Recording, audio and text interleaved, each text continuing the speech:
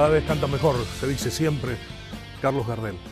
Vamos a hablar con el doctor Gustavo Berrone porque hemos visto que no es patológico, que no es una enfermedad el hecho de que una persona se aísle del mundo, niegue estar en compañía. Sin embargo, cuando van pasando los años, uno va necesitando cada vez más de esa compañía que siempre negó tener. Mira, desde que se creó la vida en este planeta, nosotros ahora estamos en una era que se llama antropoceno. El antropoceno se caracteriza que el ser humano, por primera vez se rompió el equilibrio, donde las cosas que hizo el ser humano pesan mucho más que las cosas naturales. Y por otro lado, el antropoceno, el ser humano se caracteriza por tres funciones esenciales: buscar, consumir y destruir, ¿no? Es decir, y por otro lado, en la etapa digital, que es una etapa dentro del antropoceno, el ser humano en buscar, consumir y destruir también aparece en esta filosofía de vida distintiva de vivir en soledad. Rodeado, pero vivir en soledad. A ver, yo creo que psicológicamente nosotros estamos preparados para vivir en grupo y siempre estamos añorando reunirnos como nos pasó apenas nacimos, donde nuestro sistema nervioso era inmaduro. Hay mucha gente que relata que se hizo una espirometría y no le dio tan bien. Ahora, ¿puede una espirometría no dar tan bien y la persona no sentir nada? Sentirse, por el contrario, muy bien. Claro, sí, uno puede sentirse bien y no estar tan bien. En realidad la espirometría te la haces en capacidad de esfuerzo, puedes hacer un volumen sin esfuerzo también, pero hay patologías neurológicas, y mira que ya me fui para otro lado y voy a decir, pero ¿son neumonólogas? Sí. Hay enfermedades que tienen la característica de que el individuo puede estar bajo el agua en apnea mucho más tiempo de lo que estaríamos vos y yo sin enfermedad neurológica, la enfermedad de Pompe. La enfermedad de Pompe tiene esa característica, que te puede decir que se permanece mucho tiempo bajo el agua en apnea y tiene una espirometría a lo mejor normal. Y a lo largo del tiempo no se dio cuenta, para él es súper normal estar en apnea mucho más que el resto de la gente y hasta es una competición por ahí. Y sin embargo es el primer elemento que me está diciendo que ese individuo va a desarrollar una enfermedad de Pompe, que yo debo buscarla. Nadie consulta por eso, porque te vuelvo a decir, parece que fuera un premio, claro, pero en realidad después la espirometría va a ser restrictiva. Es más, va a tener retención de CO2 porque va a tender a disminuir la capacidad de eliminar la CO2. Y todos son primeros síntomas que el neumonólogo lo ve antes del neurólogo. Es más, nosotros somos visitados por los laboratorios que llevan productos para enfermedad de Pompe, porque nosotros somos los que los pesquisamos y terminan en el neurólogo, claro, con el diagnóstico. Claro. Hacemos un poco al revés, lo que por ahí el cardiólogo dice, no puedo manejar la hipertensión y se acuerda del SAO y lo manda al neumonólogo para que le hagamos una polisomno. Bueno, nosotros para al revés, nosotros pesquisamos los síntomas que pueden estar indicando enfermedad de Pompe. En radioterapia, ¿cómo se implementa la inteligencia artificial? Hablamos con Daniel Venencia. La inteligencia artificial tiene un rol fundamental en las distintas etapas del proceso de la radioterapia.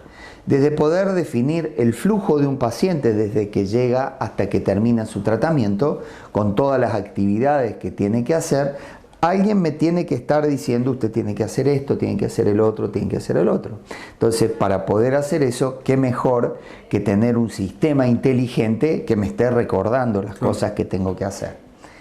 Una de las actividades que, hacemos en los tratamientos de radioterapia es de definir las zonas de tratamiento. Tenemos que definir todos los órganos a riesgo o todas estas estructuras, como por ejemplo las fibras nerviosas que tenemos que poder localizar. Entonces, usted imagínense si yo tengo un set de imágenes de tomografía de un paciente, que son de 400 imágenes, en cada imagen poder a mano delimitar cada estructura. Un médico estaría realizando esa actividad durante horas para un solo paciente. Entonces sería totalmente ineficiente. Entonces de ahí la inteligencia artificial juega un rol fundamental. Venimos a visitar a un especialista en endometriosis y en cirugía ginecológica, como es el doctor Humberto Dionisi, a quien le doy la bienvenida. Hola Humberto, ¿cómo te va? ¿Cómo te va, Ricardo? Gusto verte. Bueno, endometriosis, ¿qué es? Mirá, qué buena pregunta. Cuando uno piensa en endometriosis, a veces no tiene una respuesta clara. Entonces, para que se entienda, podemos decir que es una enfermedad benigna, crónica, generalmente se acompaña de un cuadro inflamatorio. Y es específicamente la presencia del endometrio. El endometrio es la piel que recubre por dentro del útero, fuera de la cavidad uterina. Entonces se puede localizar a nivel del intestino, a nivel de la vejiga, etc. Así que vamos a tener una enfermedad, la cual vamos a necesitar, quizás al ser crónica, de tratamiento de por vida. Y como dice la Asociación Americana de Medicina Reproductiva, este tratamiento tiene que tratar de ser médico y tratar de reducir las cirugías al máximo. Humberto, ¿cómo una mujer se da cuenta que tiene endometriosis? Esa es una muy buena pregunta. ¿Cómo una mujer se da cuenta que tiene endometriosis? A veces la endometriosis es asintomática, es decir, que la mujer no toma conciencia. Es decir, que la mujer tiene una vida normal, puede tener todos los embarazos que quiere, y recién quizás cuando uno termina la vida reproductiva y tiene algún cuadro de hemorragia, etcétera, o se la opera por otra cosa, uno diagnostica que esa paciente ha tenido endometriosis. Pero lo más frecuente, y lo que tenemos que tener en cuenta, y lo que tenemos que hacer que la gente sepa, es que cuando hay menstruaciones dolorosas, de características especiales, es decir, que no ceden con tratamiento, es decir, no ceden con antiinflamatorios, o que persisten en el tiempo, o que se acompañan de otro tipo de dolores miccionales, dolor ahí de cuerpo, dolor por las relaciones, o un dolor que se mantiene en todo el interperíodo, es decir, entre menstruación y menstruación, tienen que empezar a sospechar de endometriosis. Y aquellas pacientes que no pueden quedar embarazadas de forma espontánea, siendo jóvenes, también, tanto ellas como el médico tratante, generalmente un médico especialista en fertilidad, tiene que pensar en endometriosis. Entonces, estamos resumiendo, los dos síntomas principales serían el dolor y la subfertilidad.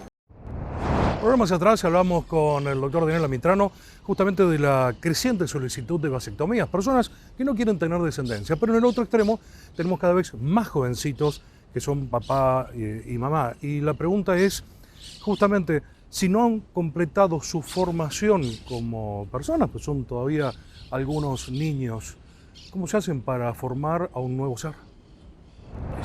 Mira, existen programas, ¿cierto?, de paternidad y maternidad responsable.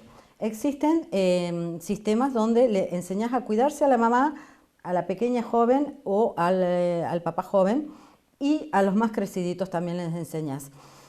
A veces aprenden, a veces no, a veces es un desliz y queda embarazada una adolescente escolar. Tengo mamá adolescentes escolares en los municipios donde trabajo y he visto que hay que ayudarlas. Son responsables, dan pecho materno, se le enseña a sacar leche cuando están en el colegio, se le pide por favor que siga con la leche materna porque eso previene que ingrese el 80% a los hospitales, que tengan muertes súbitas, que tengan enfermedades cardíacas, que tengan enfermedad inmunológica, previene un montón. Cuesta en el sentido de que tenés que disponer el tiempo para esa mamá y esa mamá te está necesitando, entonces tenés que hacerle caso y enseñarle.